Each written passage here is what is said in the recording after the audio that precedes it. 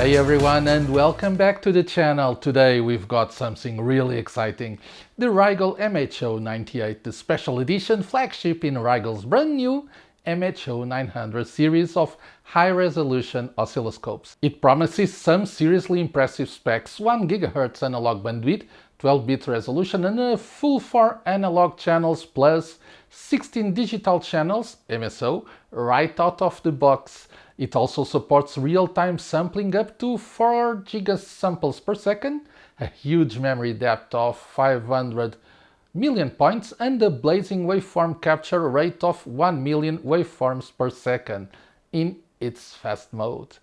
On top of that, the MHO98 comes standard with dual-channel 100 MHz function waveform generator, which makes it a truly all-in-one test equipment. RIGOL has a reputation for packing serious performance into compact, user-friendly instruments, and the new MHO900 series continues that tradition. The MHO98 takes it one step further.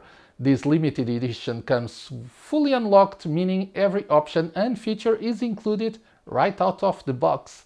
No extra license required. However, this is a very limited series, and by the time you are going to see this video, it might not be available anymore. So everything you will see in this video will also apply to the standard production model, except the 1 GHz analog bandwidth, the licenses and the included logic analyzer probe. So if you can still get the MHO98, don't hesitate, it's a bargain. In today's video, I'll not only take the MHO98 through its paces, but I'll also compare it side by side with its more affordable sibling, the RIGOL MHO924, to see just how much extra performance and value this top-end model really delivers. But all this information will be too much for only one video, so be aware that this video is the first part of two-part series video. Before we dive in, a quick note: RIGOL provided the MHO98 for review, but no payment is involved. I don't follow a script and all observations here are my own.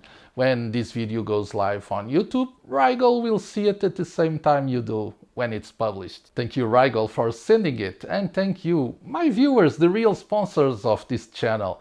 If you like what you see and decide to pick one later, please use the affiliate access links in the video or in the description when shopping on AliExpress or Amazon. It won't cost you a cent more, but it really helps keep this channel going. The channel also has a discount coupon code to use on RIGOL website, applicable to any equipment available there. Alright, let's power it up, probe some signals and see how the RIGOL MHO98 stacks up against the MHO924.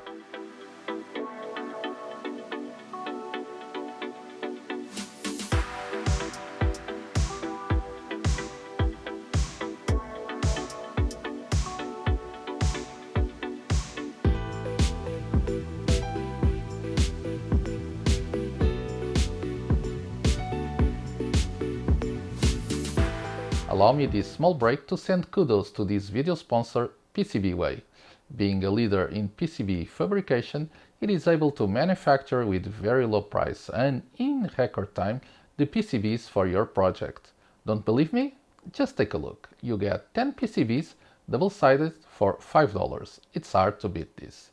But that's not all. You can even create your project parts like custom case with their injection mold service or 3D printing, not to talk about their professional CNC machining service. It's a one-stop supplier for all your project needs, and if you use the code below on the screen, you will get a $5 discount on your first order.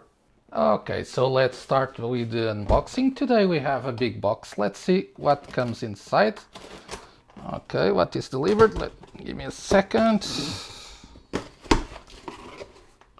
Okay, very nice. And it seems that we have a bag, a very nice bag for transport. Let me take it out. And also the box for the RIGOL. Let me start with the box. Let's see what comes inside. Okay, this is the usual box for these devices. Whoa, very nice. Whoa, we have a gold plate. Let me take this out of the way.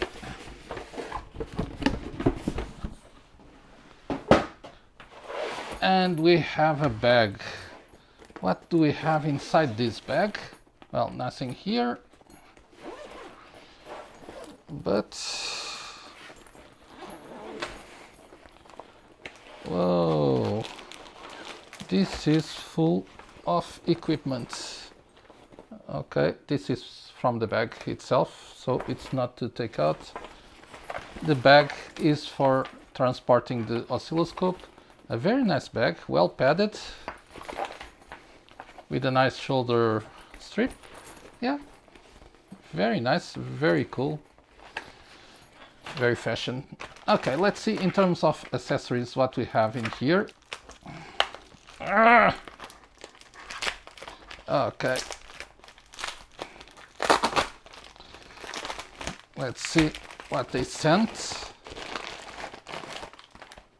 Those are the claws for the logic analyzer probe that should be inside here. Let me see. The PLA something. Do we have a model? Yeah, the PLA 2216. Very nice. Okay, and we have the claws and the cables for it. That's one part. We have 4, let me see it, probes, passive. Let's check it. Yeah. So these are the RP 35000A 10:1 probe. Very nice. Okay, we have a set of 4 probes, the power cable and the power supply. Okay, very nice. Also, the cable for connecting to the ground. And we have a wireless USB adapter. This is cool.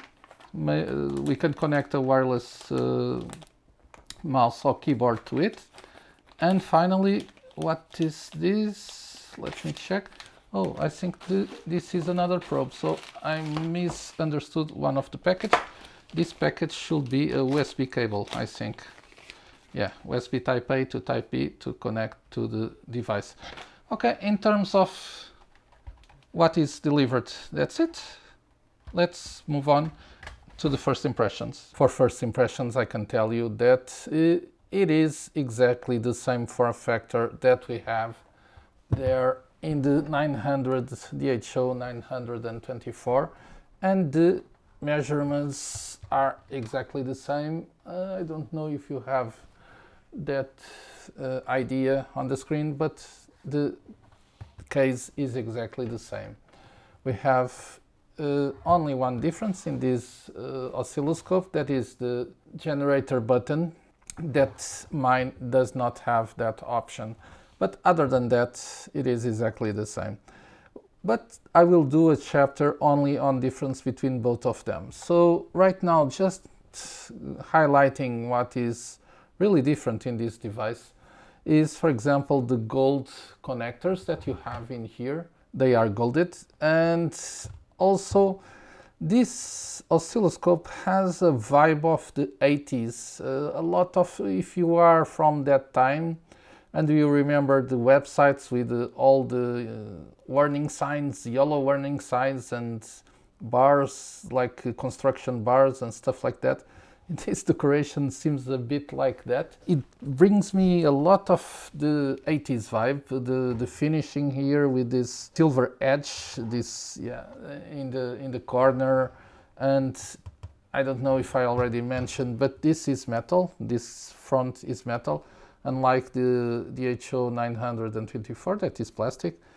And yeah, even the colors, the selection seems more flashy, like we used to have in the 80s where I grew up. So in the back we have a transparent plastic, a very nice plastic case, still very strong, and with 2 output for function generator. MHO900 megahertz function generator. This is built in. You don't have option for this in the MHO98, and also you have the auxiliary output. On the right side you have the USB, the HDMI, the USB connector and the LAN connector. I don't know if you can see this gold plate in the back, but these units are limited to 1998 units. That's the year where RIGOL was founded. And yeah, even those beta devices, I think the beta ones are the ones that were sent to YouTubers and electronic channels. So I have the number 4, and it still has this lightweight format. Very, very cool. A little bit more heavy than this one, but that's normal because of the metal in the front, in the case. We have buttons now that are metal, all clickable, but are these metal dumping knobs. Very cool. Again, this gives me 80s vibe. Maybe it's me, I don't know. But seems very industrial, very retro in terms of design. But I like it. In terms of the rest of the buttons, they are silicone. Nothing different here. Yeah, now let's power this up and see what it can do. So it's now time to power this on. Let's start. And yeah, it's booting. While this starts, it will take like a minute or something. Let me say that if you watch my video on the DHO924 or even the MHO2000, the interface of this device and the operation is pretty similar. You might want to skip this chapter because on the next chapter I will do a comparison in terms of functions between the DHO924 that I have and this MHO98. Don't forget that every time I'm talking about the MHO98, in reality I'm talking about the MHO900 because this is a very reduced series. It only has 1998 units, so by the time you are watching this video probably they will be already sold. So anything that I might be talking about, it's in reality the production line of the MHO900. To know the difference between the two of them and the DHO924, again, the next chapter I will focus on that. Okay, I already have my dongle here in the USB port and I will be using my mouse to control here the oscilloscope. As you can see, I'm also recording the screen directly to HDMI, so I can give you a better view of what is going on in terms of the screen of the device. If you didn't see my previous videos about the DHO924, MHO2000, then I can start by explaining the screen. In this screen you have from the left to the right several information always available, and you have a roll menu here on the right side. So this is the running state. You can have auto, single, and obviously this is the single, and obviously the stop. Then you have the horizontal menu options, you have the acquire options, you have the trigger options, and then again the menu. For this menu on the top right side you can use the finger to roll the options, but as you can see the arrows are very thin here on the screen and it's a bit difficult to do that. You should also be able to drag it, and using the mouse you can obviously run it. You have several options in this menu. The flex knob options, for example, this is the flex knob where you can have different functions assigned to it, but I will show you in a moment. You have also the Windows menu, the cursors can be activated here, several options of the system that can be activated here.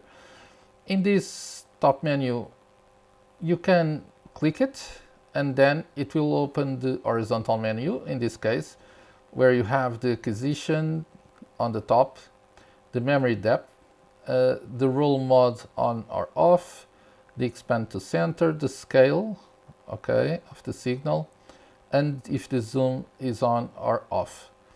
Also the position of the signal and the vernier on or off. From this menu you have also access to the vertical menu, and the vertical menu is controlled by these boxes in the bottom, okay, where you activate the channels and deactivate it just by clicking. And you can see also in here when we activate a channel, for example number 3, it will light the button. Okay, so again we are on the horizontal menu and we can go to the vertical menu of the channel. This is the vertical menu. We have several tabs for the channels, and for each tab we have a lot of information in here, but I will come to this in a few moments. As you can see, you have also in this whole area the acquire section that, as I mentioned, is covered here on the top. Then you have the trigger menu. This trigger menu, you also have here a key for that trigger menu, as you have also for this horizontal menu that we just talked about, a key that you can use. And again, from this trigger menu you have access to the vertical menu. Okay, this is the main window. You can maximize it in this device. I'm not sure if in the MHO924 you were able to do this, but this is a very nice option.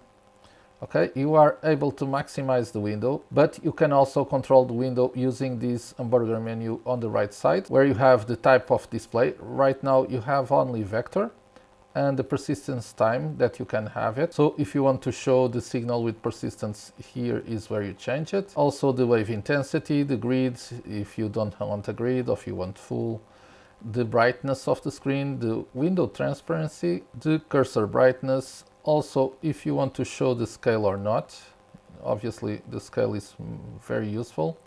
The color grading, it's also activated here, and the waveform freeze also. And you have a move scale on or off. Okay, in terms of the window, that's it. On the screen you have here the scale for the vertical divisions, and on the bottom the scale for the time division. Right now it's 2 microseconds per division. In the bottom, and we still have this hamburger in this hamburger-like menu, that is the result window. This will show several information here, but I will show you ahead in the video what it has. In the bottom we have a lot going on, a lot really. So this will control all the channels in the device, starting by the channel 1, channel 2, channel 3 and channel 4.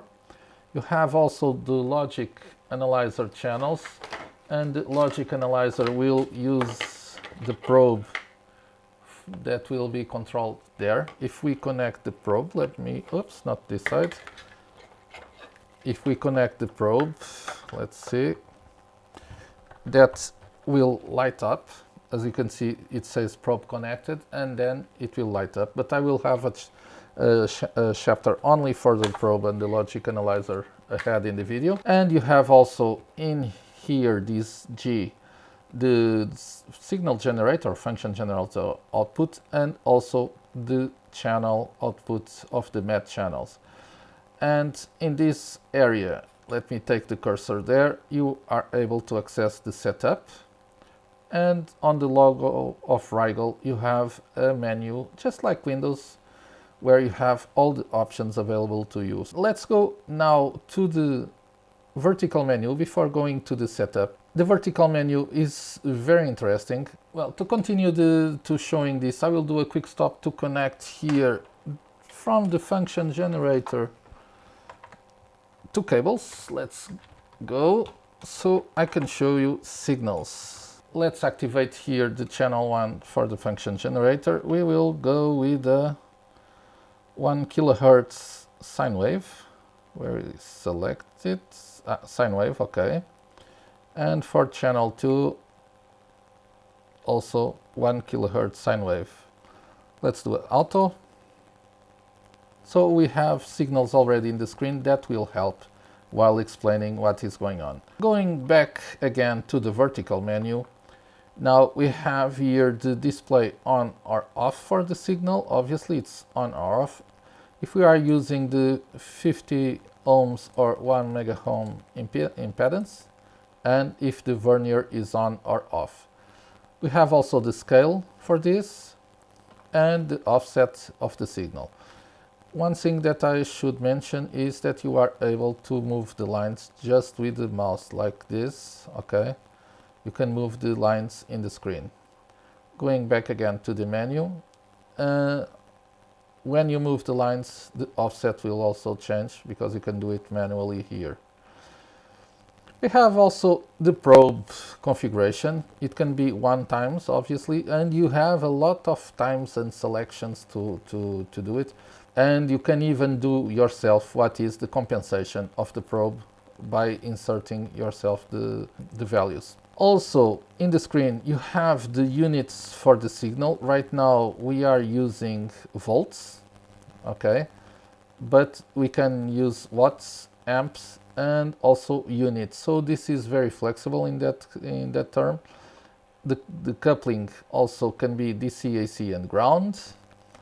And you have the bias configuration. The bandwidth limit can be also off, 20 mega and 250 mega. And for last, you have the channel-to-channel skew. In the bottom, you have, if you want to label the channel on or off, if you notice here, the label is here, but you can disable it. And the label of the channel, well, we can write here what you want. I will not change it because this will take a lot of time, but you can label the channel with what you want and also invert the signal. Okay, in terms of the channel, this is the configuration window, and you have also the same, exactly the same for all the channels. Going back to channel 1, when you are messing around with the DC coupling, well, if you notice on the screen where the mouse is, you have here a diagram of activity. And if I change this, for example, for ground, you will notice that this switch will change. If I select, for example, AC, we will have the ground switch changed again, and then you will have this switch changing again, so you can understand. If you decide to use the 50 ohms impedance, you will see that this switch also changed in here. So this is very cool. It's one of the things I love in these oscilloscopes. It's a very simple thing, but it will teach you, if you want to put it this way, what happens in terms of how the signal is being analyzed by the oscilloscope. So it's a very, very cool thing. Okay, then we will have the trigger function, the acquisition, and the measurement. But I will take care of these functions I had in the video. Each one will have its own chapter. So I will, for now, not open this. And in terms of the usage of the UI and the operation of the device, that's it basically. But let me just show you not the math functions that will have their own chapter, but the window management in the screen. So as you can see, you can have several windows, and then you can even move the windows to the proper place where you think that they will be more well positioned. And as always, each window will have this burger menu that will allow you to control what is happening inside the window. So if you want, you can drag it as I just did. You can even put it like this on vertical, or if you don't want the window anymore, just close it on the X. Okay, and if you press here on the full size symbol, it will occupy all area of the oscilloscope with these windows. And you have on the bottom these informations that are much clearer to read, much easier for each of the windows. Okay, let's go back.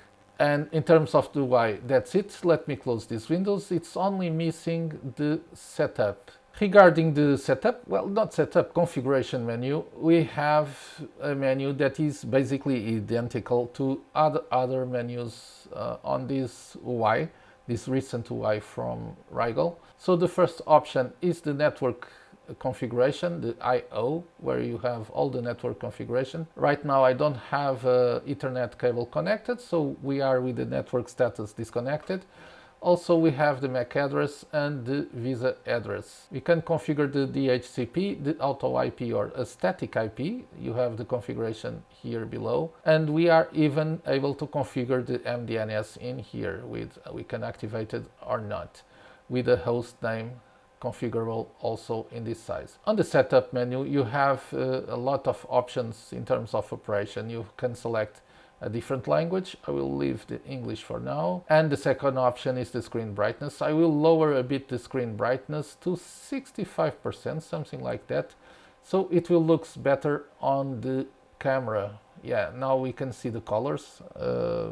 And yeah, it seems pretty nice. Next, load last. So it will load last the configuration whenever you power off and start the device, if it will load the default configuration or the last configuration that you had. Also, you have the power status configuration, the beeper, the auxiliary out, if it is a trigger out or pass fail configuration, the operation lock, and the expand if it is to the ground or center.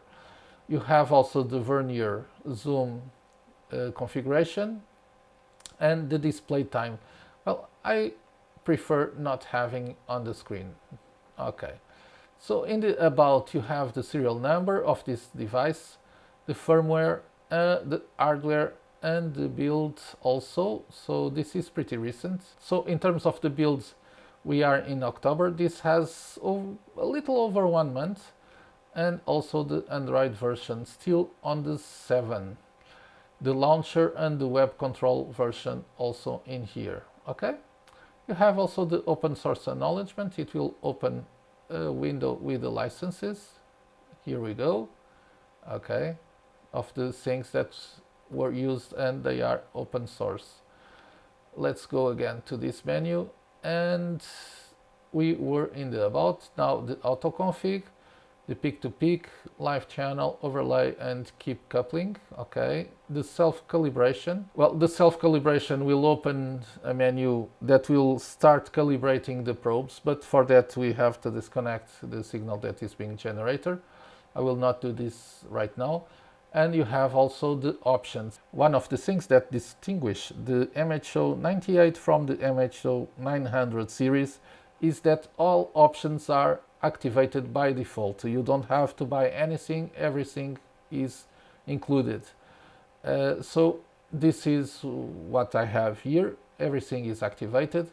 Also, we have the quick settings configuration. This will configure the quick button that you have here just below the clear, and this is pretty neat because you can save an image, for example, save a waveform, save the setup. You can activate all measurements for the channel 1, 2, 3, or 4. Status reset. You can activate the record, save a group, or screen change. So for this button, you can configure any of these options in the screen. And finally, you have the self-check. The self-check, you have the key test, the touch test, and the screen test. Let's see, for example, the key test. It will show you the menu of the device, and you can press on the different buttons just to make sure that they are working correctly. Okay. It's a very nice test to do. If something is not working correctly, you will understand if it is a mechanical problem or not. Also, the screen test, you can drag around the screen to understand if everything is working as it should, if it goes to the corners and everything. Okay, and finally we have the touch test. This one is, I'll touch the screen. I don't want it with a lot of fingerprints, so I will pass this one. And this is the utility menu that you can activate also here in the hour and also here in this menu. I thought that I disabled the hour. It's enabled again. Let's go here. You can turn it off. Yeah, like this. Okay, in terms of the UI and operation, that's it. Let's move on and compare this device with the DHO924 that I have in here. To compare both devices, let's start by the beginning and see how much time they will take to boot. So I have a stopwatch here and I will try to power both devices at the same time and the stopwatch. Let's see if I can do it. And yeah, let's go. So let's see how much time it will take to boot.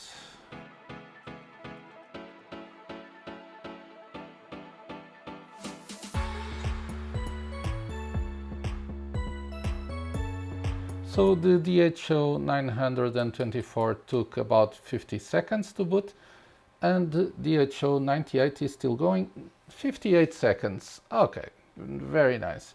One of the biggest difference in these devices is obviously the construction. This one has a front metal and different colors and everything else, but the layout is exactly the same, and the probe, everything seems to be the same. But if you notice on the top, this one will say that you have 1 gigahertz instead of 250 megahertz of analog bandwidth.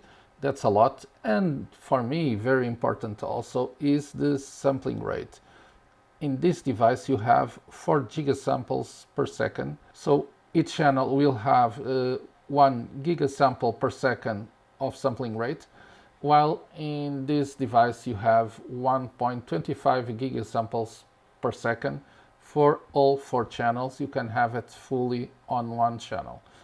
It's a big difference, but this is in terms of the analog frequency that you have available and also the acquisition for each channel. Both are 12 bits, that's very good, and both have the ultravision technology from RIGOL. I didn't update yet my DHO924, so I'm not sure if the recent updates will introduce this functionality also, but one thing that is very cool in this MHO98 or MHO900 series is the possibility to have the full screen with the signal. It will give you a bit more area for the information, but for me at least, that I have some problems already with the eyesight, it will be much easier to see the values on the bottom for the time division and for the amplitude of the signal. So that's a nice thing to have. Okay, and let me just start outputting some signals to make this easier. Okay, let's do an auto. Okay. And again, also for my surprise, the acquire modes doesn't have like the ultra acquire that the DHO924 has. This is a very cool function, and it's not available neither on the MHO98 and in the MHO2000 series also, and that was quite a surprise for me.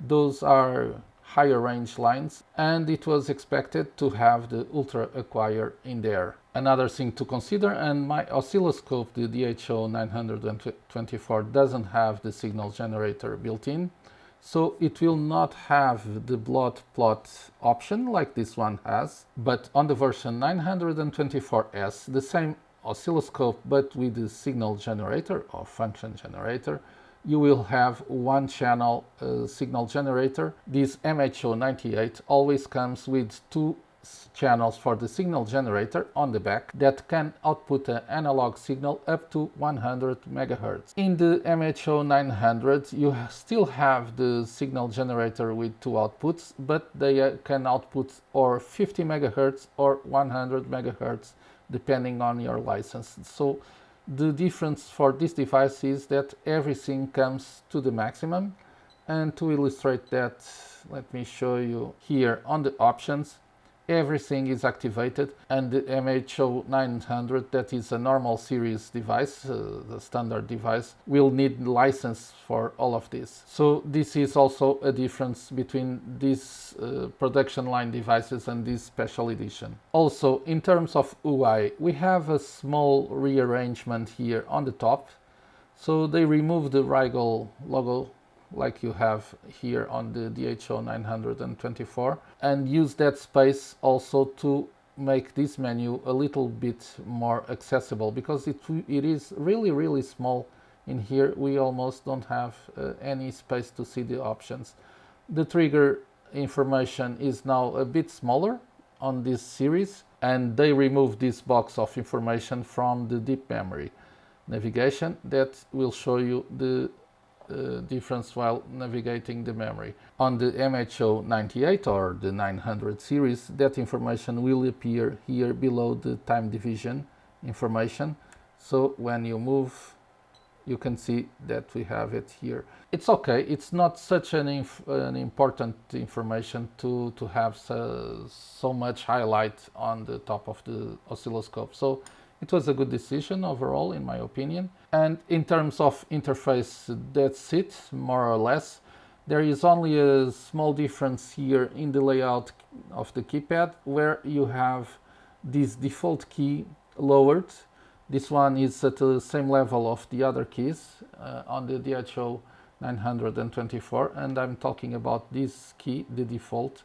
But on this device, they figured out that it's not so good when you do a single to have this key, because if you press this key, everything goes to the default configuration of the oscilloscope.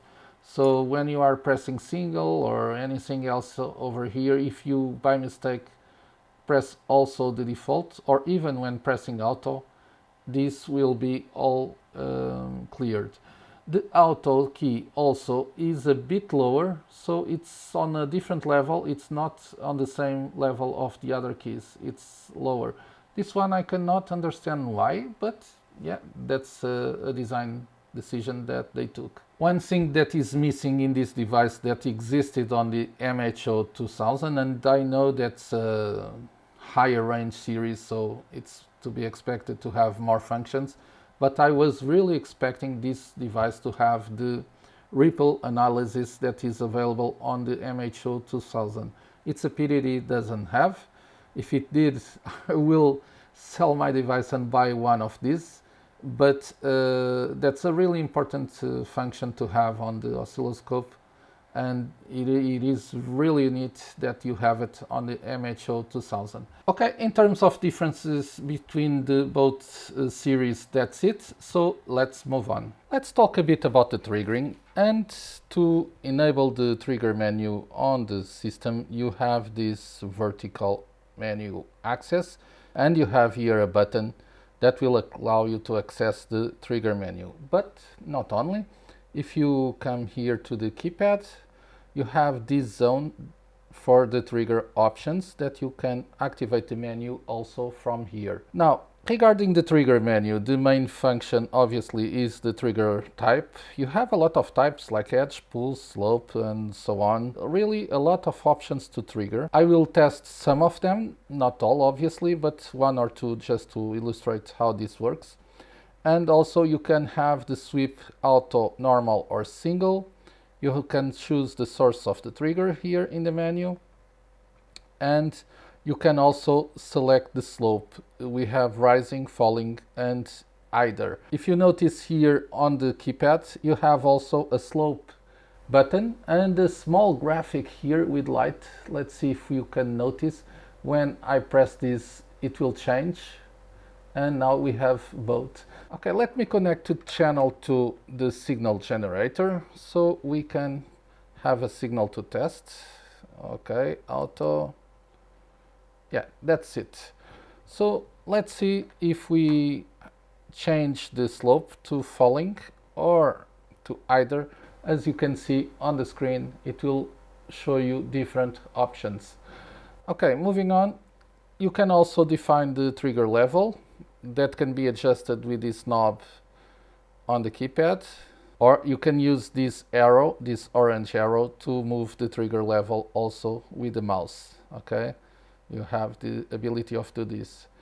Also in the trigger menu you have the hold off configuration, and if you want to use noise reject, yes or no. For testing the trigger, I will use this board that was sent by Batronix. It's a MSO demo board, and it is really useful for this kind of testing, and I will do one or two tests with the trigger with this. In the screen you have a pulse signal being generated by the demo board, and as you can see, since we are using the edge type in terms of trigger, we are not able to have the signal stable enough to properly analyze the result. So what we will do is select the pulse type or pulse trigger type, and since this signal is around 1.68 volts, I will put it with a level of, let's see, 700 millivolts, and the pulse signal around,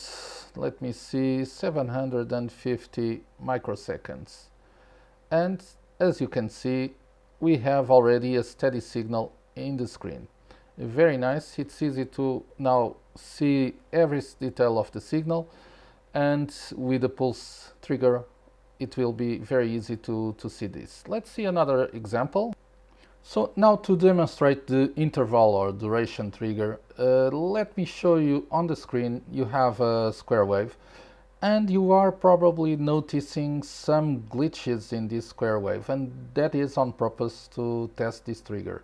I'm using the edge trigger to display this square wave, and to analyze the problems I will select here the duration type. In the duration type, I want this one, bigger than, lesser than, and in terms of time I already configured the 20 seconds microseconds in the upper limit, and in lower limit 18 microseconds. What we will do now is activate the normal sweep, and right now, as you can see on the screen, the duty cycle of the square wave is always equal, unless this one, that is an outlier. It's a mistake. So if you want to filter that, it's easy to do it with this duration type of trigger. But I will show you very quickly the other. Well, we already saw the pulse options. Let's see the slope. You have also the options for slope, the video, and I'm showing only what you can do with these triggers. Duration we already saw, the timeout, the options for that, and the runt, window, delay, and we have also the setup holds, the options for this, NTH edge, RS232.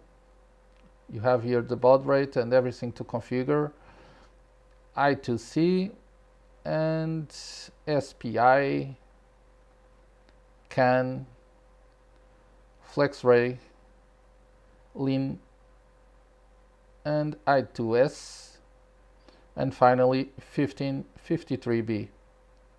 So for each trigger you have the options available to select it.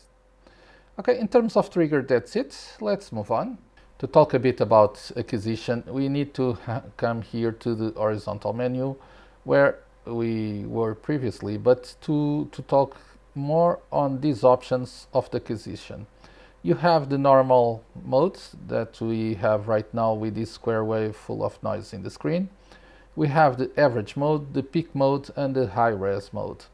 Also available, you have the memory depth. We can go up to 500 million points in memory. This will be with a sampling rate of 4 giga samples per second, as you can see in this box below. Okay, let's move to something like 100K, and you can see on the screen that this square wave has a lot of noise. For example, you can do an average of this, and you can specify the average. Right now, just by changing to average, you can see a really good improvement in the signal. But if you select a number, I don't know, like 16, okay, the signal will be much better. You can go, I don't know how much it's possible to go, but 256, for example, the signal is already very stable, and you can go as low as 1, okay, for the normal. You have also the peak acquisition. I will not demo this one because I will have to reconfigure the board, and then the video will be too long, and also the high res configuration where you have here the bits that I can use for the acquisition. Well, and in terms of acquisition, that's it basically. So in terms of measurements, you can activate the measurements using this button here on the keypad on the top. It will open this menu. You can also come to the menu here on the bottom with the logo and select the first option, measure, or for last, you can select it from this sliding menu, is this option that you have it in here. So focusing a little bit on the measurements, on the vertical measurements, you have, if I'm not wrong, 17 options, 12, if I have 17 options. From Vmax, Vmin, well, the normal ones. You can select also the channel, and for the channel you can include the met channels for the measurements. On the horizontal you have 16 measurements difference, also pretty standard, and you even have the other measurements that are a bit more advanced. You can have operations between the two channels being performed. As you can see, in terms of the measurements will show here on the results page, okay? And for that you can even expand to have more information. To remove it, just press it and remove all. I will remove all, yes, okay, because I want to talk a bit more about this setting option. This setting option has the thresholds, the indicator, and this can be also activated by the menu that I just showed you. It can have statistics, you can have a counter, and also the type can be percentage or absolute. You have the indication of the channel, the upper, the mid and the lower percentages, the AMP method that can be auto or manual. If it is manual, you can select on the top if you will have the Histogram or the max minimum information. Also, you have the update all sources, the region where it should appear in the main, in the zoom, or in the cursor. Okay, let's close it, and yeah, that's it in terms of the configuration of the measurements. Okay, and let's activate some measurements on the screen.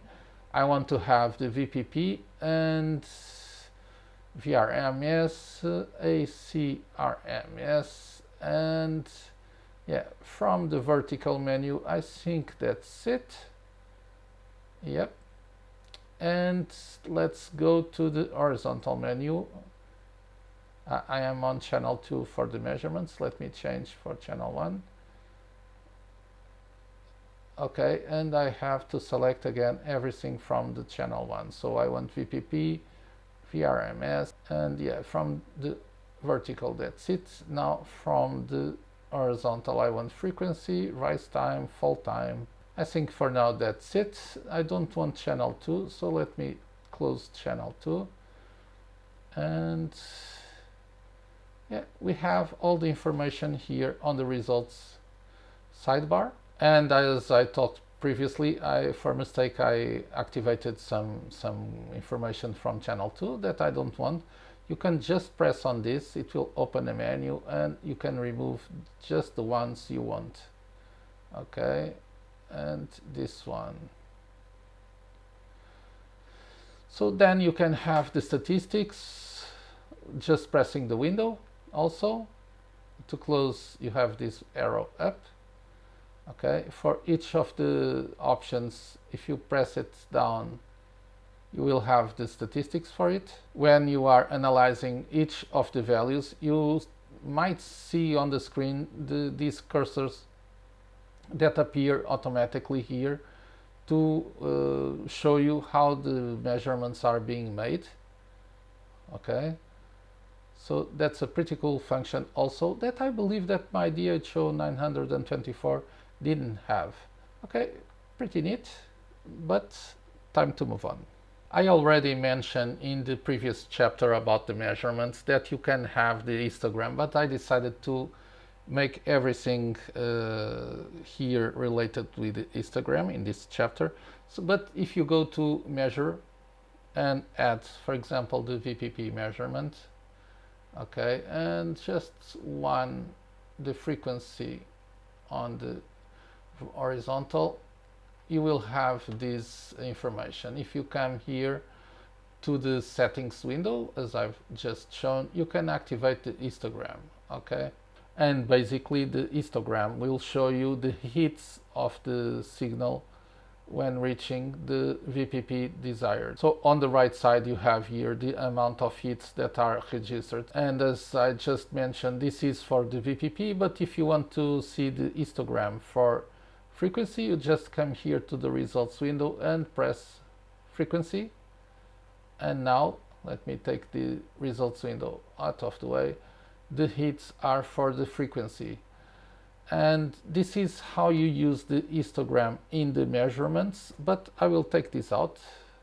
I don't want to use it in the measurements, because let me just remove everything from this window, because you have also other option, that is to come here to the menu and activate the histogram in here. It will show you this menu, and in this menu you can have the enable on or off, obviously if it is horizontal or vertical, the source and the height for it.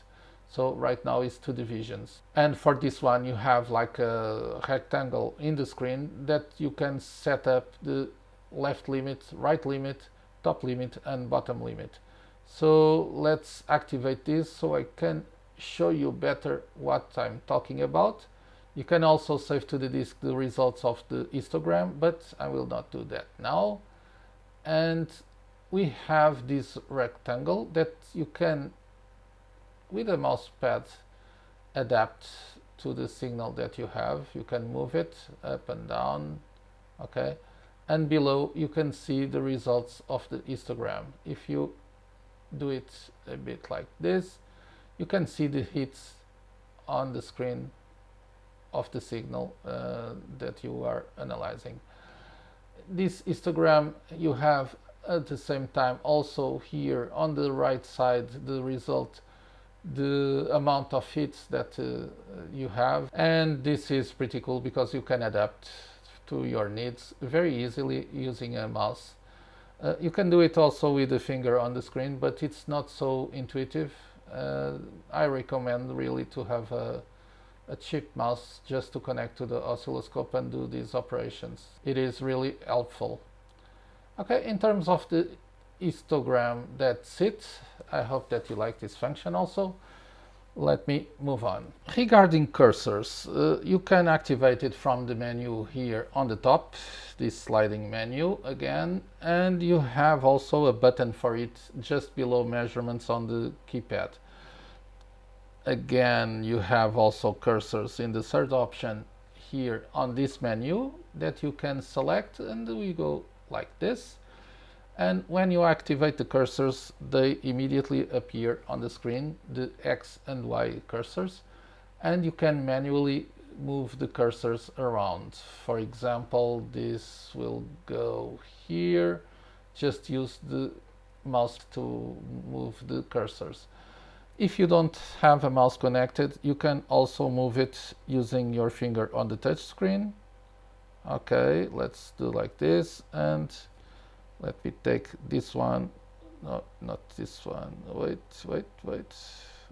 I have to take this option, and this one can go up to here, more or less, the rise time. Okay, going back again to the mouse, and if we open, you have all the information here in the result window. And in terms of cursors, let me just show you the settings for this. And for those settings, you can have manual tracking cursors, okay, or the XY. In XY mode, you can have the XY. The first source for the coordinates, it can be the channels, the analog channels or the math channels. And the source B obviously can be also the same. You can track by X or Y, or also you can have the AX and BX on or off, okay? You can select it here. And finally, you have the settings for AX and BX. If you want just to remove, and the cursors will disappear from the screen. And in terms of cursors, that's it. Simple function, very effective. Well, this chapter is all about math functions, and I have the internal signal generators already outputting one sine wave on channel 1 and a square wave on channel 2. It seems pretty nice. And in terms of math functions, you can access it through this menu here, just to the right of the signal generator on the bottom of the screen. You can also activate it using this icon here on the RIGOL logo menu. And I believe, let me check, but we should have, yeah, we have it here on the top, also the menu for math functions. So what we have in terms of menu for math functions, you can activate it or deactivate it. As you can see, a new window is created when you activate the operation of the math function 1. You can select the source, obviously, the scale, you can invert the signal, okay, expand to ground or to center, and activate the label or off. Display area can be on the math window or in the main window. As you can see right now, we have the signal in the main window, okay. And the operator, in terms of operator, you have plenty of options here, including FFT that I will talk about in the next chapter, to do your math functions. So you have high pass, low pass, band pass, and band stop. Well, a lot of things going on in here. So let's try multiplication in the channels, and you can see the result in here. We have also an auto setting option, and as in any window, you have the full half or none in terms of grid configuration, and also the name of the window that you just created. Well, that's it for math operations. You can have as many as 4 windows for math operations, and for each window you will have the configuration for it. So this one can be minus, this one can be, I don't know, something like exponential. Yeah, we have it here, exponential, and maybe a logarithmic in this one. Let's see, I think, yeah, like this. So you can have several operations done with the math functions in here. And by using the Windows system of the RIGOL, you can configure this as you want without any issue, okay? So everything is possible, and you can even increase the size full screen. Okay, that's it in terms of the math functions. To disable, just go to the menu and off again, and they will be deactivated. Okay, or you can just press in the X and the channels are closed. Okay, that's it. And that wraps up the first part of our RIGOL MHO oscilloscope review. In the next video, I'll continue exploring more of its features and functions with a few practical demos to show what this scope can really do. You can watch part 2 right now. Just click on the link on the left side of your screen to continue. Thanks for watching, and I'll see you there.